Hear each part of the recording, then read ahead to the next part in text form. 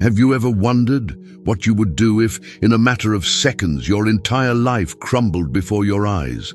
What if everything you fought for, studied for, and built simply disappeared, leaving you with only a baby in your arms and no prospects for the future? Would you have the courage to start over from scratch, even when everyone said it was impossible? This is the story of Emma Mitchell, a brilliant lawyer who discovered that life can test us in ways we never imagined. A story that will make you question your own limits and perhaps find strengths you didn't know you possessed. Emma Mitchell always knew exactly where she wanted to go. At 32, she had built a solid career as a corporate lawyer at one of Chicago's most prestigious law firms. Her specialization in business law had made her one of the most respected professionals of her generation. Johnson & Associates wasn't just her workplace, it was her second home, where she spent 12 hours a day building cases that moved millions of dollars. When she met David, a talented police officer passionate about protecting his community, Emma thought she had finally found the perfect balance. David wasn't just her husband. He was her best friend, her confidant, the person who made her laugh after the toughest days at the office. They completed each other in a way Emma never imagined possible. Tommy's pregnancy came at the perfect moment in their lives. Emma had just been promoted to junior partner, David had been selected for a special community outreach unit, and they had just bought their dream house in Lincoln Park. The future had never seemed so promising. Tommy was born on an April morning, perfect and healthy. Emma remembered every detail of that day, how David cried when holding his son for the first time, how he whispered, "Thank you," in her ear, how they promised they would give the boy everything he needed to be happy. 2 months, that's all they had together as a family. David was returning from a community meeting when the accident happened. A drunk driver ran a red light at the intersection of Michigan Avenue and Oak Street. The impact was instantaneous and fatal. Emma received the call from the hospital while breastfeeding Tommy, and for a moment, her brain simply refused to process the words she heard. Emma's world collapsed within hours. The man she loved, her son's father, the partner who should have been by her side raising Tommy, had disappeared forever. The house they bought together, the plans they made, the dreams they shared, all of it now seemed like memories of a life that would never exist again. The funeral was a blur of compassionate faces and empty words. Emma could barely stand, much less process the magnitude of her loss. Tommy, unaware of the tragedy that had transformed their small family, continued to depend entirely on her for everything. It was in the days following the funeral that Emma discovered the true extent of her new reality. David, in his characteristic generosity, had invested most of their savings in community programs he believed would make a difference. The money that should have been their emergency fund was committed to contracts that now had no value. The house mortgage, medical bills from the hospital, funeral costs, all accumulated like a financial avalanche Emma wasn't prepared to face. Johnson & Associates, where Emma had dedicated the best years of her career, showed its true face in the following weeks. During the funeral, the partners expressed their condolences and assured her that her job would be waiting when she was ready to return.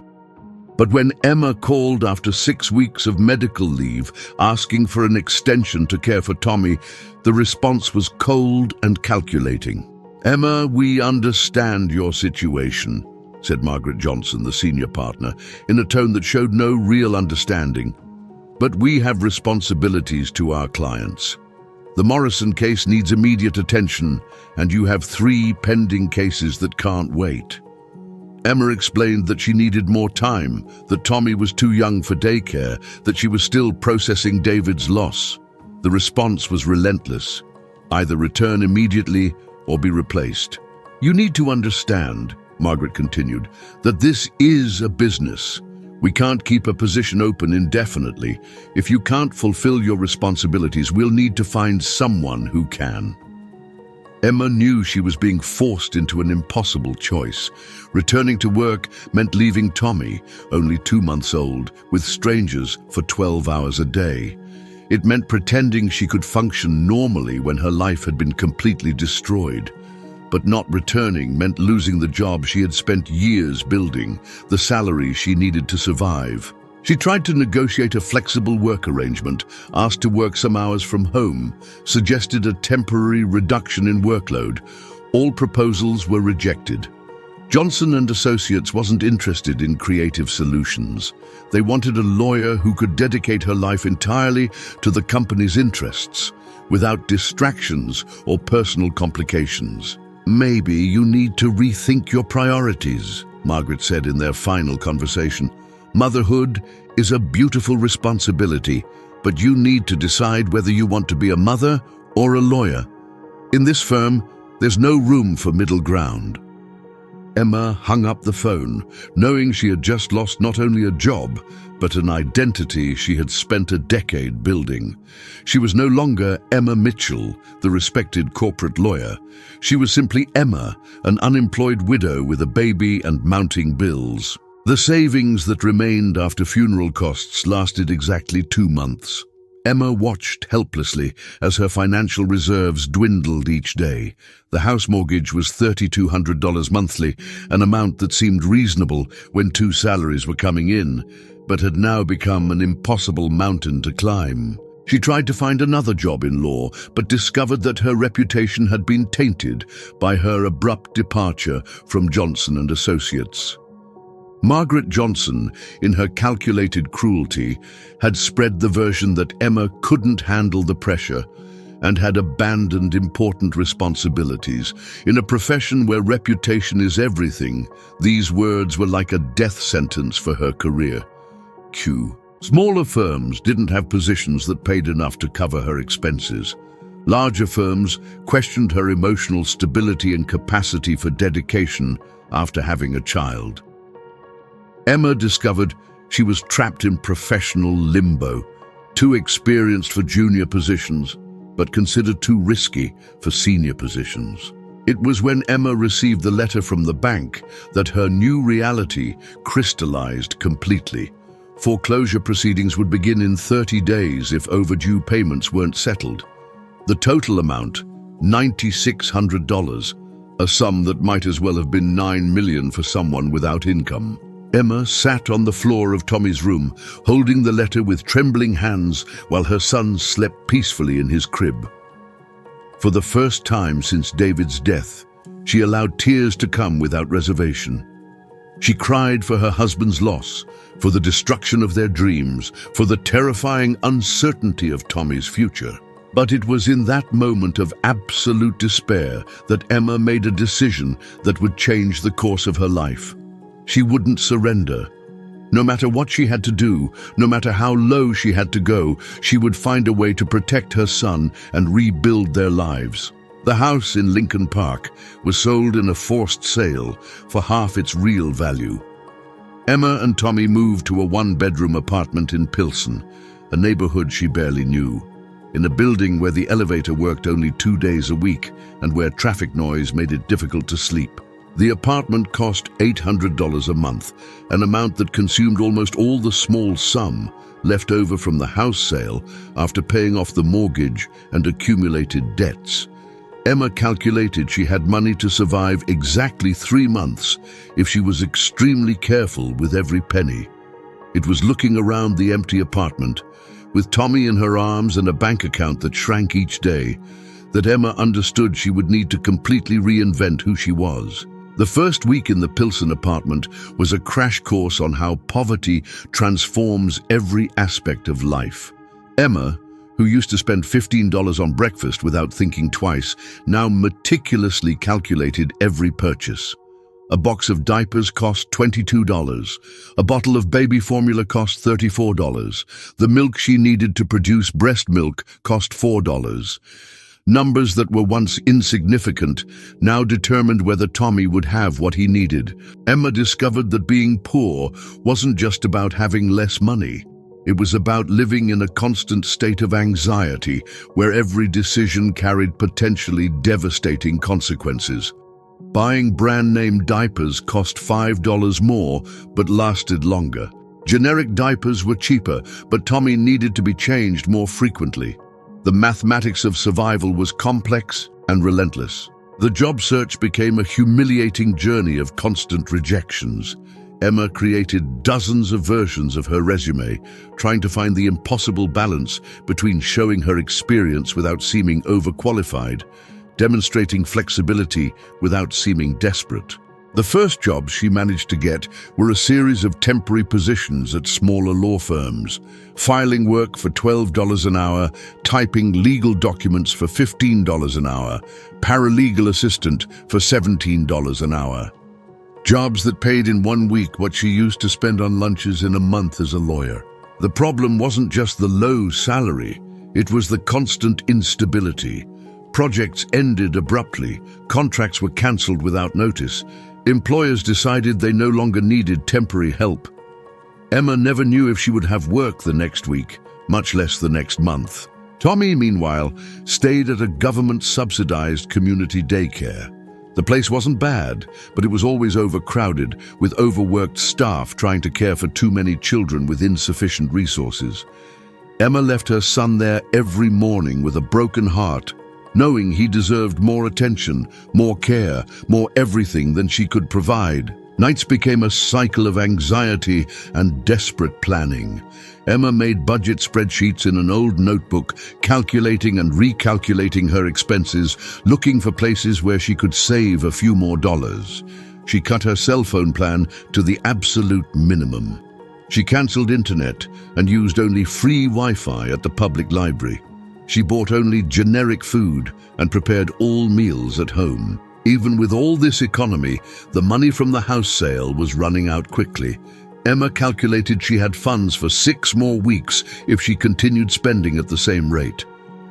It was then that she saw the ad on the daycare bulletin board. Seeking person to prepare homemade meals for busy families. Flexible schedule. Payment per prepared meal. Emma had never considered cooking professionally. Her culinary experience was limited to basic dishes she prepared for herself and David on weekends. But the word flexible caught her attention. It meant she could work from home, that she could take care of Tommy while earning money. She called the number on the ad and spoke with Elena Rodriguez, a woman who had started a small, home-cooked meal delivery business in the neighborhood. Elena explained that she was looking for people to prepare specific dishes that she sold to families who didn't have time to cook. It's not a restaurant, Elena explained. It's more like helping neighbors. Families work too much.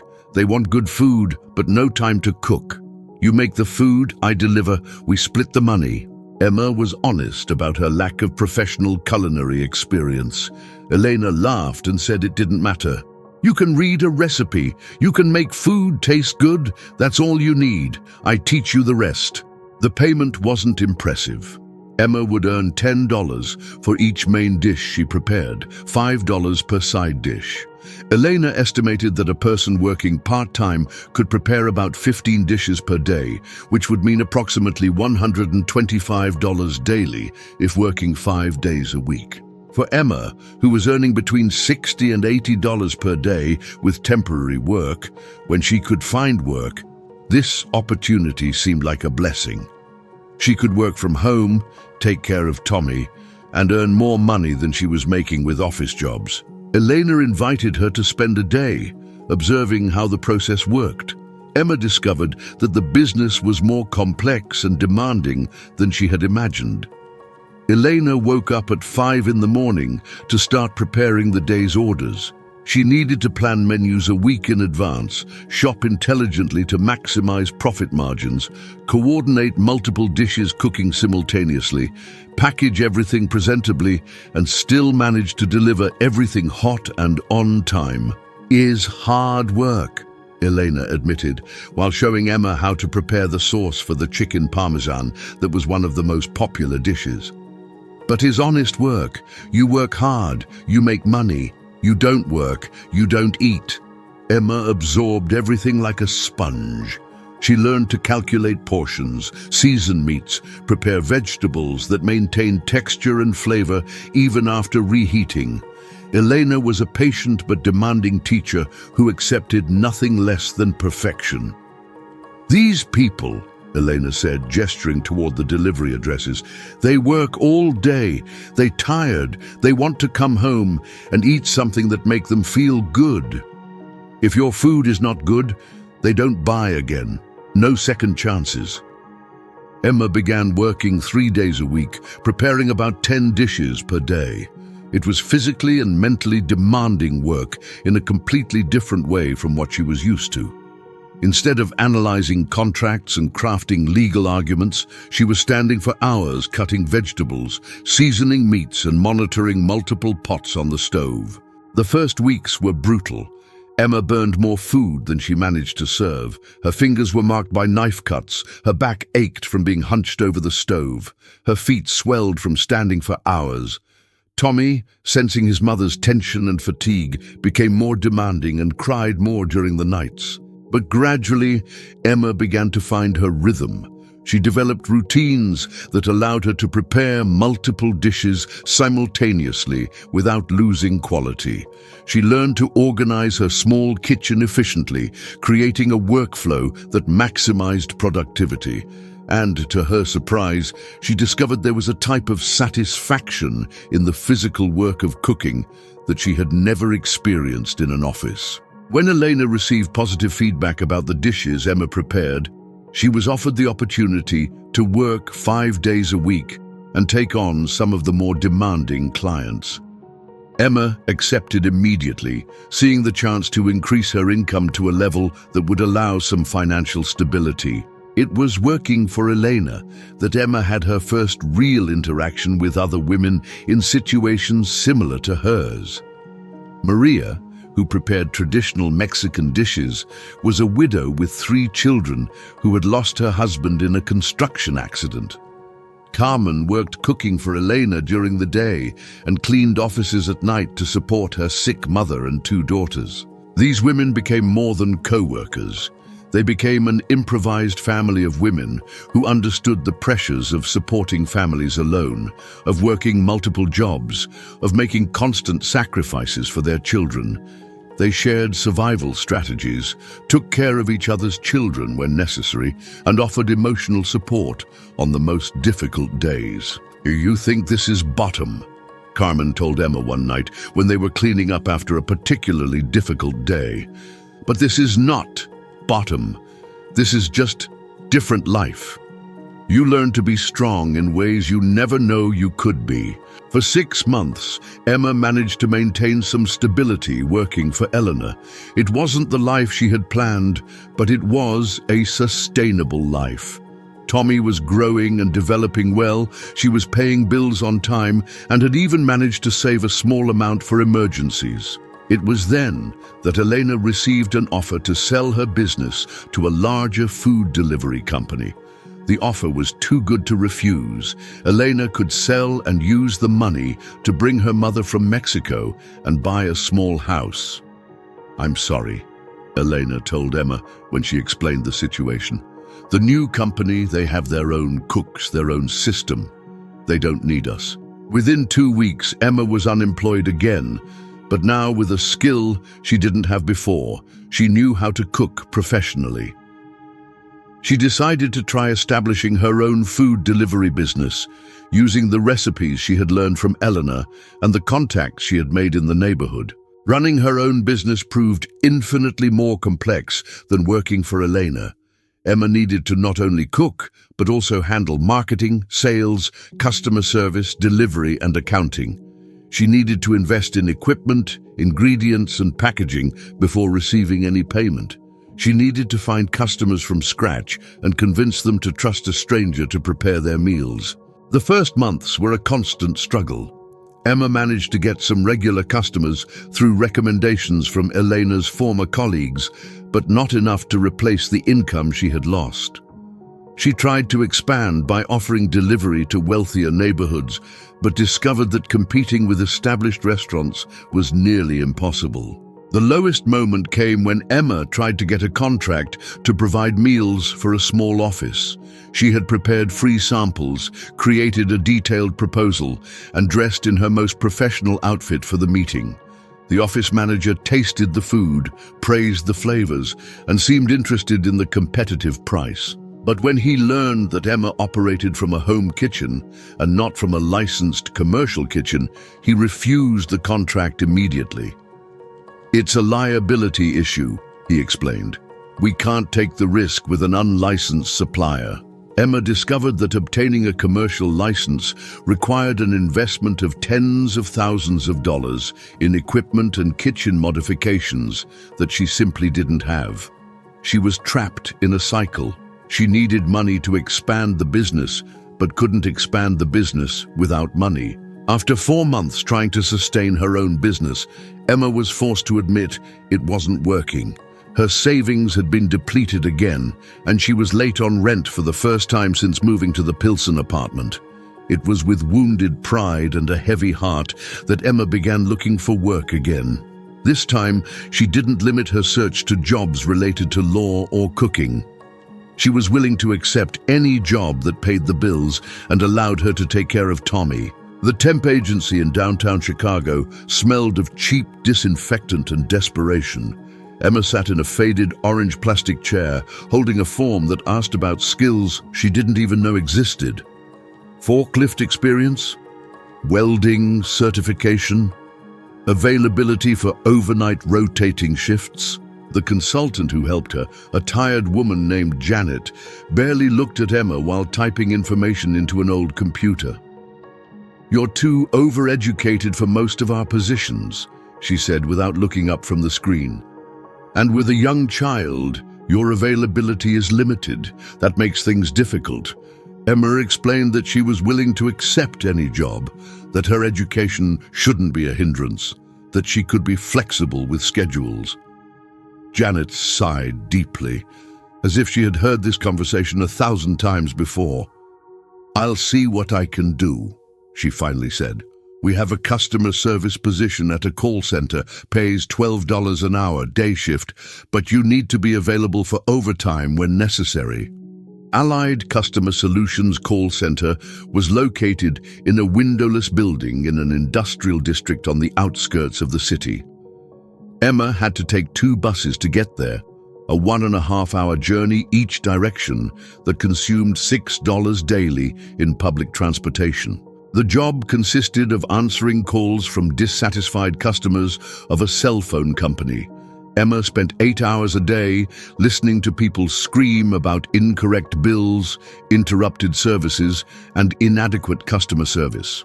She had no power to solve most of the problems, only to document them and transfer to departments that rarely returned customer calls. The metrics were relentless. Emma needed to keep each call under 6 minutes on average, but also solve complex problems that frequently required much more time. She needed to maintain a customer satisfaction rate above 80%, but wasn't authorized to offer the solutions that would actually satisfy customers. The work environment was toxic in a way Emma had never experienced. Supervisors constantly patrolled between stations, listening to conversations and publicly criticizing employees for not following rigid scripts. Bathroom breaks were timed. Lunches were limited to exactly 30 minutes, no exceptions.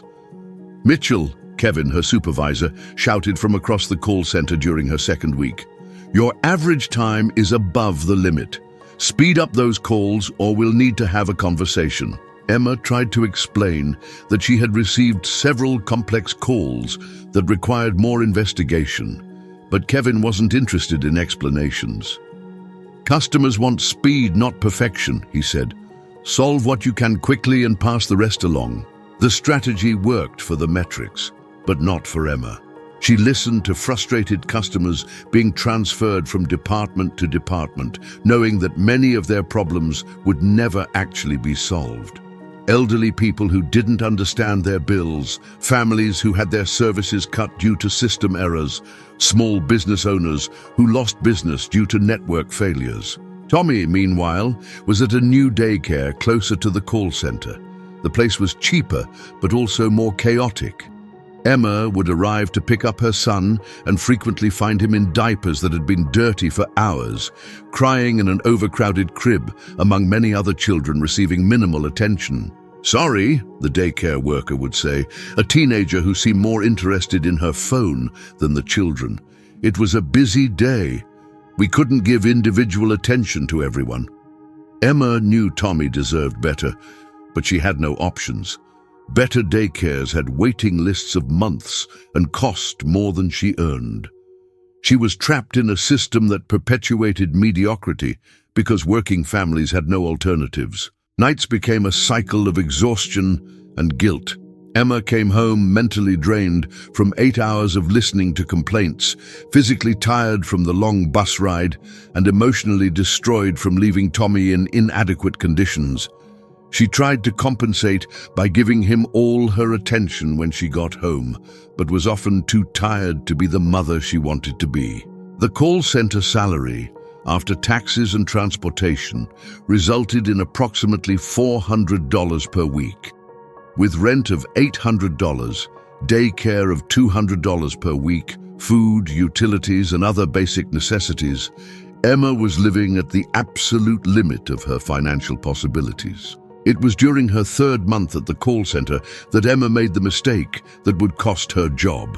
An elderly customer called crying because her account had been incorrectly billed for 3 consecutive months, resulting in a debt of over $400 she couldn't pay.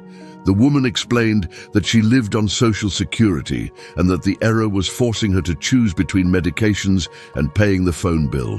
Emma spent 40 minutes on the call, researching the account history, documenting all the errors, and working with multiple departments to solve the problem completely.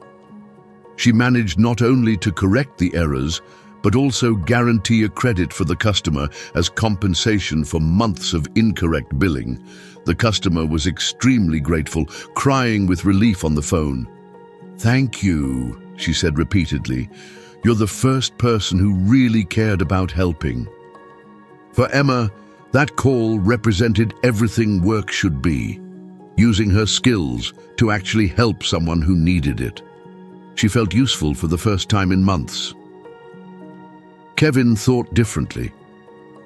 The next morning, Emma was called to a meeting room where Kevin and an HR representative waited with serious expressions. "Mitchell," Kevin began, "your call yesterday lasted 42 minutes. That's 7 times our desired average. That's unacceptable." Emma explained the situation, emphasized that she had completely resolved the customer's problem and avoided possible legal action against the company. She argued that investing time in solving problems correctly would save time and money in the long run. "It's not your job to make company policy," the HR representative interrupted. "Your job is to follow established protocols. That call cost the company money and lost productivity." Emma received a formal warning and was informed that any additional protocol violations would result in immediate dismissal. She returned to her station knowing she was being forced to choose between doing her job well or keeping her job. The choice was made for her 2 weeks later. A customer called, reporting that his service had been incorrectly cut off, leaving him without communication during a family medical emergency. Emma knew that properly resolving the problem would take time, but also knew the customer needed real help. This time, Kevin was listening to the call in real time. After 15 minutes, he appeared beside Emma's station and made a cutting gesture across his neck, signaling for her to end the call immediately. Emma looked at Kevin, then at the screen where she could see the customer's history of unresolved problems, and made a decision. She continued working to solve the problem. 20 minutes later, Emma was escorted out of the building with her personal belongings in a cardboard box. Kevin didn't even bother to explain. "Insubordination," he said simply. "Direct violation of direct orders." Sitting at the bus stop with the box of her office belongings, Emma laughed bitterly at the irony. She had been fired from a job where she was paid to help customers because she had helped customers too much. The period that followed was the most desperate since David's death. Emma had lost not only a job, but the illusion that working hard guaranteed stability. She discovered that in the modern job market, especially for low-paying positions, employees were completely disposable. She spent weeks looking for new work, facing the same cycle of online applications that never received responses, interviews for positions that paid less than it cost to get to them, and the growing reality that she was being seen as a problematic candidate. The money ran out on a rainy Tuesday in October. Emma opened her wallet after buying diapers for Tommy and found exactly $3.47. There was nothing left in the bank account. There was nothing hidden in drawers or jars. There was nothing left. Sitting on the floor of her apartment with Tommy playing with a cardboard box because she had no money for toys, Emma faced the reality she had been avoiding. She was completely without resources in an expensive city, with a son who depended on her for everything. It was in this moment of absolute despair that Emma made a decision that would change everything. She wouldn't ask for help from the few friends remaining from her previous life. Her experience had shown that many relationships don't survive social status changes. She wouldn't move away from Chicago, where at least she knew the city. Instead, she would do whatever was necessary to survive, even if it meant completely abandoning who she thought she was. The first decision was to sell everything that had any value. The engagement ring David had given her, the few remaining pieces of jewelry, her collection of law books, even some professional clothes she no longer wore. In total, she got $700, enough money for one more month of rent and basic food. The second decision was to accept any job, no matter how humiliating it was. Emma began working cleaning houses through an agency that paid $10 an hour, with no benefits, no guarantee of consistent hours, no dignity. Cleaning houses revealed to Emma a side of America she had never seen, even in her months of hardship. It wasn't just about difficult physical work. It was about being treated as invisible, as someone whose feelings and dignity simply didn't matter. The first house she cleaned belonged to Patricia Whitman, a middle-aged woman who worked in marketing for a pharmaceutical company. Patricia greeted her at the door with a typed list of instructions covering 3 pages, detailing exactly how each room should be cleaned. "You understand that if anything is broken or damaged, it will be deducted from your payment," Patricia asked, handing Emma a pair of used rubber gloves. "And please use the back entrance when arriving and leaving. I prefer to keep the front entrance clear." Emma spent 4 hours meticulously cleaning a house that was already relatively clean, following instructions that included details like clean inside kitchen drawers and polish each door handle individually. Patricia inspected her work like a drill sergeant, pointing out microscopic stains and demanding they be cleaned again. "You'll get better with practice," Patricia said when paying Emma, as if she were doing her a favor. "The agency said you have higher education, so I assume you can follow basic instructions." It was during the 3rd week of cleaning houses that Emma experienced the deepest humiliation of her life. She was cleaning a family's bathroom when the teenage daughter, Madison, came home from school with 2 friends. "Oh my God," Madison said upon seeing Emma on her knees cleaning the bathroom floor. "My mom hired a new housekeeper. She looks younger than the last one." The friends laughed, and one commented, "Imagine if you had to do this for a living. I would literally die." "That's why we study," Madison replied, "so we don't end up cleaning other people's bathrooms when we're 40. Emma was 33, not 40, but age wasn't the point. The point was that for these girls, she had become an example of failure, a warning about what happens when you don't make the right choices in life. They didn't know that Emma had graduated from Northwestern University Law School, that she had earned more in 1 year than Madison's mother probably made. To them, she was just another desperate woman cleaning other people's messes. Tommy, during this period, stayed at a subsidized daycare that functioned more like a child warehouse than a place of real care. Emma would arrive to pick him up and frequently find him in the same dirty clothes he had worn that morning, crying in an overcrowded crib while poorly trained staff tried to control 15 children simultaneously. "Sorry," the afternoon worker would invariably say, a teenager who clearly preferred to be anywhere else. "He was fine earlier. I think he just got upset now." Emma knew Tommy wasn't fine. She knew her son was receiving minimal attention, that he was being neglected for hours every day, that he deserved infinitely more than she could provide. The guilt was a constant weight in her chest, a voice that whispered that she was failing as a mother the same way she had failed at everything else. Nights became a ritual of silent desperation. Emma bathed Tommy, fed him generic formula that cost half the price of the name brand, and put him to sleep in his crib in the room they shared. Then she sat at the small kitchen table with her bills spread in front of her, calculating and recalculating numbers that never added up. Rent $800, daycare, $160 per week, food, $100 if she was very careful, public transportation, $40 per week, diapers, formula, medicine when Tommy got sick, clothes when he grew, another $50 per week if she was lucky. Her income cleaning houses, when she could get enough work, was about $300 per week. The math was simple and brutal.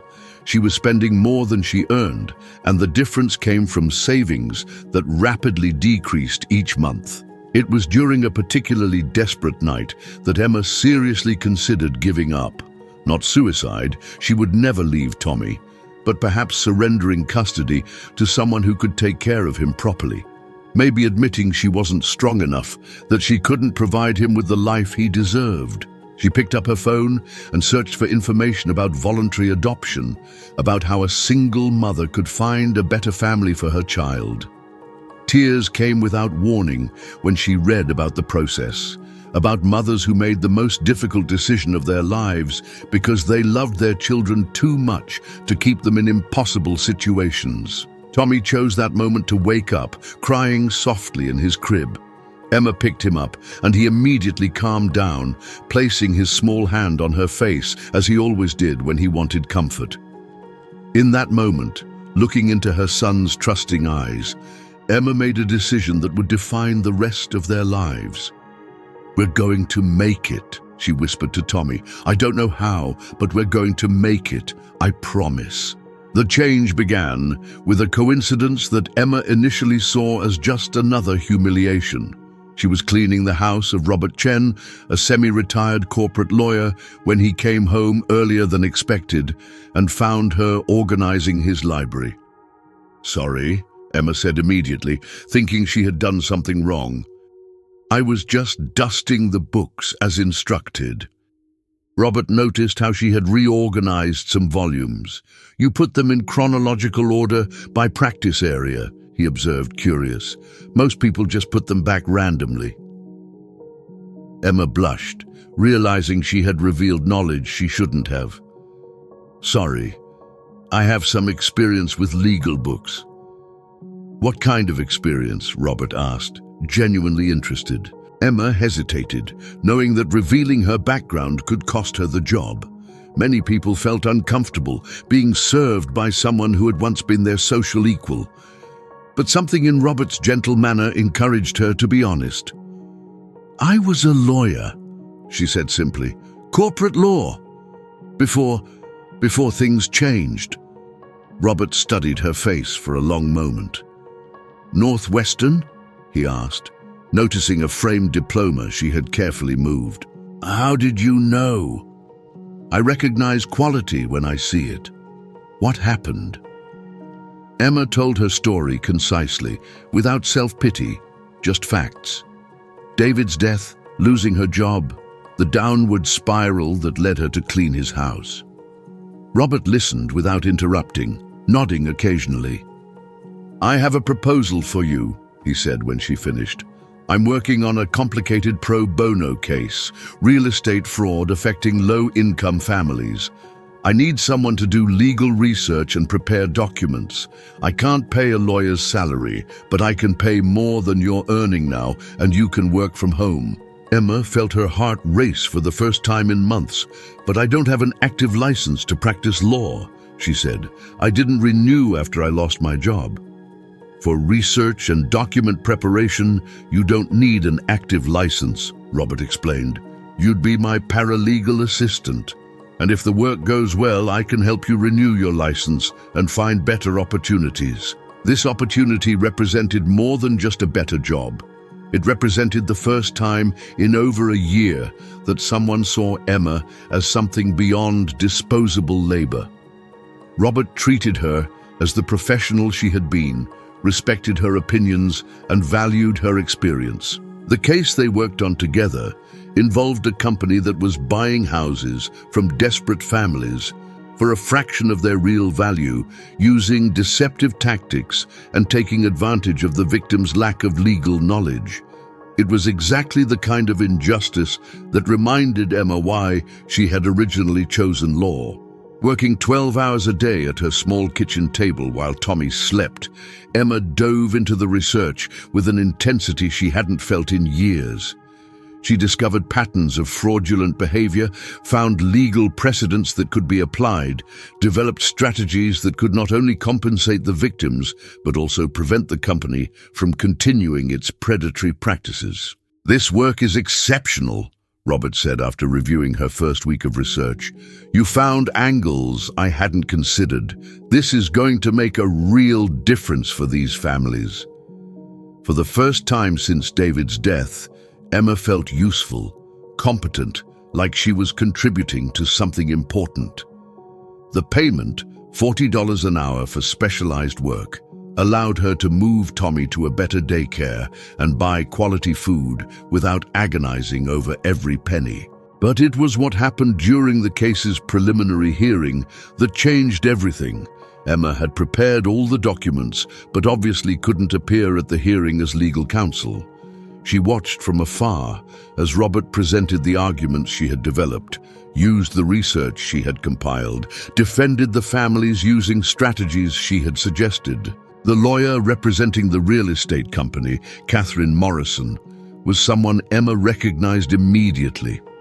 Catherine had worked at Johnson & Associates years before, leaving the firm to open her own practice representing real estate companies and developers. During a break in the hearing, Catherine approached Robert. "That preparatory work is impressive," she said. "Who's doing your research? I could use someone with that quality." "Emma Mitchell," Robert replied. "She's one of the best legal researchers I've ever worked with." Catherine stopped abruptly. "Emma Mitchell? The Emma Mitchell who used to work for Margaret Johnson?" "The same." Catherine looked around the courtroom as if searching for someone. "Where is she now? Does she still practice?" Robert briefly explained Emma's situation. Catherine listened with a thoughtful expression. "I'd like to talk to her," she finally said. "Can you arrange a meeting?" Emma was skeptical when Robert mentioned Catherine's interest. After all, Catherine worked for the opposite side in the case, representing exactly the type of company they were suing. But she agreed to meet, curious about what Catherine might want. The meeting took place at a small cafe downtown. Catherine arrived impeccably dressed, driving a new Mercedes, clearly successful in her independent practice. Emma arrived by bus, wearing her best outfit, which was a suit she had bought at a thrift store. "First," Catherine said after they sat down, "I want to apologize for what Margaret Johnson did to you. I heard rumors at the time, but didn't know the whole story. It was inexcusable." Emma was surprised by the frankness. "Thank you for saying that. Second, I want to offer you a job. I know it's strange considering we're on opposite sides of this case, but your work is exceptional. I need someone with your skills." Catherine explained that her practice had grown rapidly, but she was struggling to find qualified senior lawyers willing to work with smaller corporate clients. Most experienced lawyers only wanted large corporations. Inexperienced lawyers didn't have the necessary skills.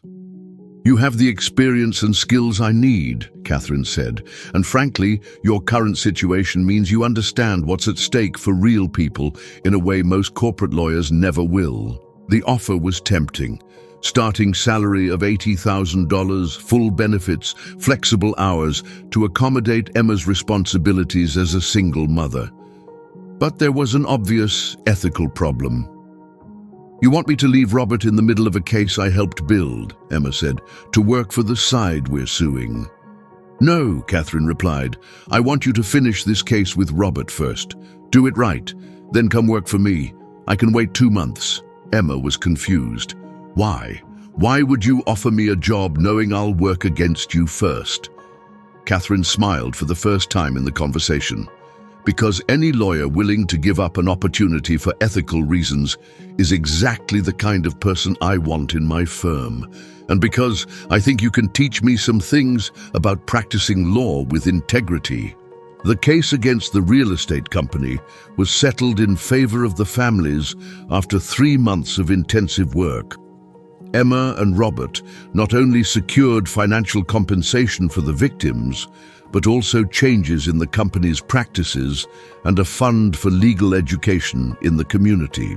The victory was personal for Emma in a way that went beyond the professional aspect. Each family they helped represented the family she could have become, desperate people being exploited by those with more power and resources. Making a difference in their lives gave meaning to her own struggle. Catherine kept her promise. Emma began working for Morrison Legal Services in January, almost 2 years after David's death. The first day at the new office was surreal. She had her own office, administrative assistant, and clients who respected her as the professional she was. But most importantly, Catherine had created a work culture that valued results over hours worked, that understood that lawyers with family responsibilities could be equally effective by working smarter rather than longer. Tommy, now 2.5, was in a quality preschool where he was treated as the special individual he was. Emma could pick him up at 5 o'clock without guilt, knowing she had fulfilled her professional responsibilities excellently. The first year at Morrison Legal Services was transformative. Emma worked on cases ranging from contract disputes to real estate law issues, rediscovered her passion for advocacy, and developed a reputation as a lawyer who combined technical competence with genuine concern for clients. It was during her second year that Emma made the discovery that would change not only her career but her entire life. She was working on an apparently routine insurance fraud case when she noticed something strange in the documents. The signature on the policy didn't match other signatures from the same client on related documents. Deeper investigation revealed a complex fraud pattern involving not just the insurance company, but also multiple businesses and even some lawyers. "This is much bigger than we initially thought," she told Catherine after compiling evidence for weeks. "We're talking about a multi-million-dollar fraud operation affecting hundreds of clients." Catherine studied the documents Emma had prepared. "Are you sure about these connections?" "Absolutely. And I think I know who's coordinating everything." The name Emma had discovered in the fraud network shocked her. Margaret Johnson, her former boss at Johnson & Associates. Margaret had used her position and connections to facilitate fraudulent schemes that enriched some at the expense of many. "What do you want to do with this?" Catherine asked. Emma thought carefully before answering. This was her opportunity to get revenge on the woman who had destroyed her career when she most needed support. But it was also an opportunity to seek justice for the hundreds of people who had been harmed.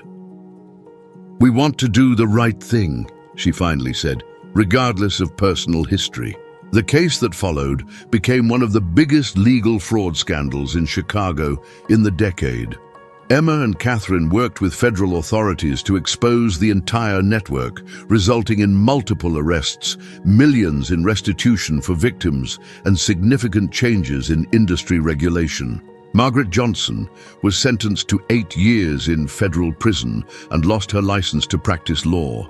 Johnson and Associates was dissolved. Dozens of families who had lost life savings due to the fraudulent schemes received compensation. For Emma, revenge came not in the form of personal retribution, but in the satisfaction of knowing she had prevented other people from suffering the kind of injustice she had experienced. The case exposure established Emma as one of the city's most respected anti-corruption lawyers. Job offers came from prestigious firms, government agencies, and non-profit organizations. Emma turned them all down. Why? Catherine asked, curious about Emma's decision to remain in a relatively small practice when she could work anywhere. Because here I can make a real difference in real people's lives, Emma replied. At big firms, I'd just be another lawyer working for corporations that already have all the resources they need. Here, I can help people who need someone to fight for them. Catherine smiled.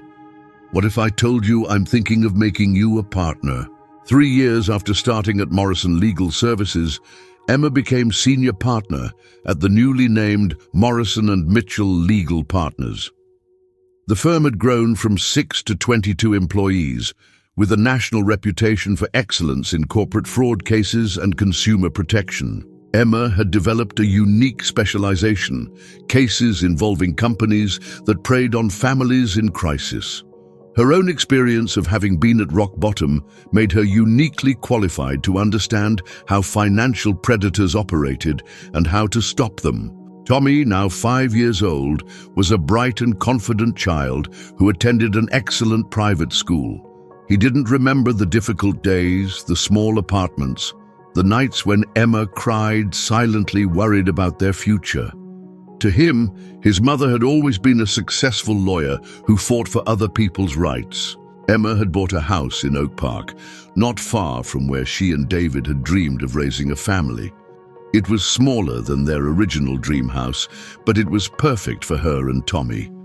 It had a yard where he could play, a home office where she could work when necessary, and a kitchen where she still prepared homemade meals, not because she needed to save money, but because she had discovered she really enjoyed cooking. Financial success allowed Emma to do more than just rebuild her own life. She established a scholarship fund for single mothers wanting to return to school. She regularly donated to organizations providing affordable childcare. She did pro bono work for families facing foreclosures. But perhaps the most significant impact was personal. Emma discovered that her experience at rock bottom hadn't just been about survival. It had been about discovering who she really was when everything else was taken away. "Do you regret anything?" Catherine asked during a lunch celebrating the partnership's 5th anniversary. Emma thought carefully before answering. "I regret that David died. I regret that Tommy doesn't have a father. I regret the injustices people face every day." "But do you regret your journey?" "No," Emma said, surprised by how definitive her answer was. "The person I was before." She was competent but also naive. She thought hard work was always rewarded, that the system always worked, that people like me were immune to the kind of adversity that affects others. The loss broke me, but also rebuilt me into someone stronger, more compassionate, more real. Emma paused, looking out the restaurant window at Chicago's streets where she had fought for survival just a few years before. "The woman I was before would never have helped the families we help now," she continued. "She never would have truly understood what was at stake. She would have been a good lawyer, but she wouldn't have been a warrior." Catherine smiled. "And now I know I can survive anything. And more importantly, I know I can help other people survive too." That night, Emma came home to find Tommy waiting with a drawing he had made at school. It was a picture of 2 stick figures, one big and one small, holding hands in front of a colorful house. "It's us," Tommy explained proudly. "You and me at our house." Emma studied the drawing, noticing how he had drawn both figures smiling, how he had colored the house with vibrant colors, how he had included a bright sun in the sky. "It's perfect," she said, hugging her son. And it was. Not in the way she had originally planned, not in the way she had dreamed when David was alive, but perfect in the way lives really are, complex, unpredictable, forged by both tragedy and triumph. Emma hung Tommy's drawing on the refrigerator, next to photos of the family they had become and reminders of the cases they were working on to help other families. It was a mosaic of a life rebuilt not just with professional success and financial stability, but with purpose, compassion, and the wisdom that only comes from having faced the impossible and discovered you're stronger than you ever imagined. That night, after Tommy went to sleep, Emma sat in her home office reviewing documents for a new case, a family facing eviction due to predatory lending practices. She smiled as she recognized the familiar energy she felt when preparing to fight for people who needed someone on their side. The woman who had cleaned bathrooms and sold everything she owned to buy diapers for her son was now in a position to confront some of the country's most powerful corporations. The single mother, who had considered surrendering custody of her child because she thought she couldn't care for him properly, was now raising a confident boy in a stable, secure home filled with love. Life had tested Emma Mitchell in every possible way. It had taken from her everything she thought defined who she was. But in the process, it had revealed who she really was: a warrior, a survivor, a woman who could transform pain into purpose and adversity into strength.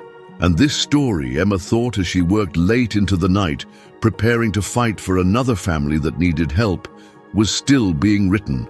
5 years passed since Emma became partner at Morrison & Mitchell Legal Partners.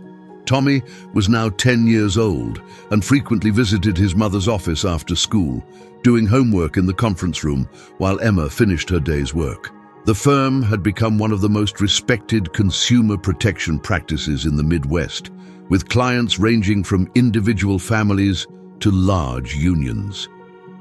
Emma had written 2 books on consumer rights, spoke regularly at legal conferences, and had become a national voice on economic justice issues.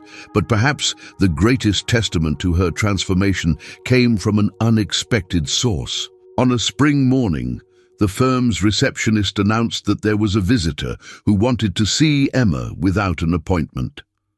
When Emma came out of her office to see who it was, she found a young woman waiting nervously in the reception area. "Sorry to bother you," the woman said. "My name is Lisa Chen. I'm Robert Chen's daughter." Emma smiled upon recognizing the name. Robert had died 2 years earlier, but she kept in touch with his family and had even spoken at his funeral about how he had changed her life by offering a second chance when she most needed it. "Of course, Lisa. What can I do for you?" Lisa explained that she was finishing law school and seeking career guidance. More specifically, she wanted to understand how someone could use legal skills to make a real difference in people's lives. "My father always talked about you," Lisa said. "He said you were the perfect example of how adversity can transform someone into a better lawyer, not just more desperate for success, but more committed to justice." Emma invited Lisa to lunch, where she shared not only professional advice, but her complete story, including the most difficult details about cleaning houses, considering surrendering Tommy for adoption, and the moments when she almost gave up completely. "The most important thing I learned," Emma said at the end of the conversation, "is that our greatest strength doesn't come from never falling. It comes from getting up every time we fall and using those experiences to help others get up too." Lisa listened attentively, occasionally taking notes. "Can I ask something personal?" "Of course. Do you still feel angry about what happened, about the people who didn't help you when you needed it?" Emma considered the question carefully. "Sometimes," she admitted, "but I learned that anger is only useful when we transform it into action. If we get stuck in anger, it consumes us. If we use it as fuel to create positive change, it becomes a powerful force. After Lisa left, Emma reflected on how far she had come since the days when she sat on the floor of her small apartment, holding bills she couldn't pay while Tommy slept in his used crib.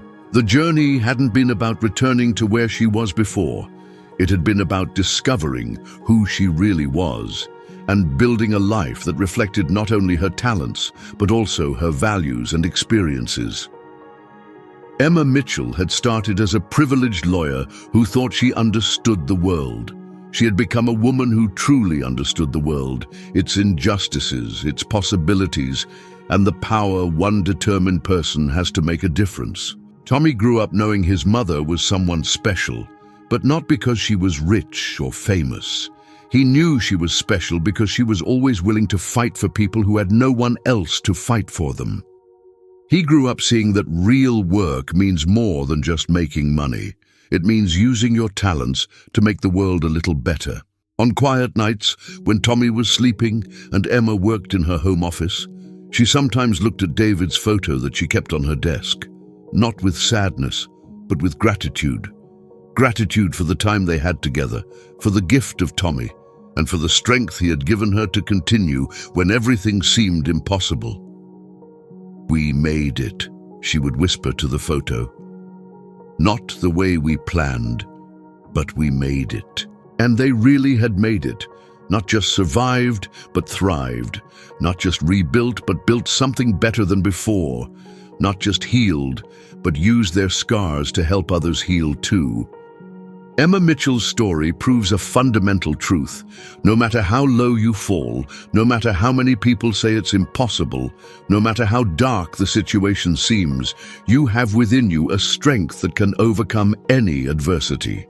Sometimes that strength comes from love for our children. Sometimes it comes from refusing to accept injustice. Sometimes it comes simply from deciding we won't give up, no matter what. But always, always, that strength exists. It's waiting to be discovered, developed, and directed toward creating not just a better life for ourselves, but a better world for everyone. Emma discovered that when you lose everything, you also free yourself from everything. Freedom from others' expectations about who you should be. Freedom from fear of failure because you've already faced the worst and survived. Freedom to reinvent your life based not on what you thought you wanted, but on what really matters. Today, Emma Mitchell is more than a successful lawyer. She's living proof that no matter where you started, no matter what happened to you, no matter how many times you've been knocked down, you can get up, you can rebuild, you can transform your pain into power and your experience into wisdom. Her story continues every day. In every family she helps, in every injustice she confronts, in every moment she shows Tommy and the world that resilience isn't just surviving life's storms, it's learning to dance in the rain. Emma Mitchell's story teaches us that our greatest strength doesn't lie in never facing adversity, but in how we respond when it comes. It's not about avoiding the fall, but about how we get up after it. Each of us faces moments when everything seems impossible, when the future seems hopeless, when voices around us say to give up. In those moments, we remember the woman who lost everything, husband, career, home, dignity, and still found the strength to rebuild not just her own life, but to dedicate that new life to helping others facing similar struggles. Emma shows us that there's no shame in falling. The shame is only in not trying to get up. There's no defeat in struggling. The defeat is only in stopping the fight. Her journey from the top to rock bottom and back to the top, a different top, more meaningful, built on a more solid foundation, reminds us that sometimes we need to be completely broken to discover what we're really made of. Sometimes we need to lose everything to discover what really matters. Sometimes we need to face our worst fears to discover our true strength. And sometimes we need to fall to the bottom of the well to discover we have wings. The next time you face an impossible moment, remember Emma Mitchell. Remember that every storm eventually passes. Remember that you're stronger than you imagine. And remember that your story is still being written and you have the power to determine how it ends. Because in the end, we're not defined by the things that happen to us. We're defined by how we react to the things that happen to us. And if Emma Mitchell could transform tragedy into triumph, devastation into determination, despair into hope, then you can too. Your journey of overcoming is just beginning. If this story touched your heart and you want to see more inspiring stories of people who overcame impossible adversities, subscribe to our channel. We post videos every day, sharing stories of courage, determination, and triumph that will inspire you to never give up on your own dreams. Click the subscribe button below and join our community of people who believe that no matter how difficult the situation, there's always a way to overcome it. Your own story of overcoming could be the next one we tell. Like our video and see you tomorrow.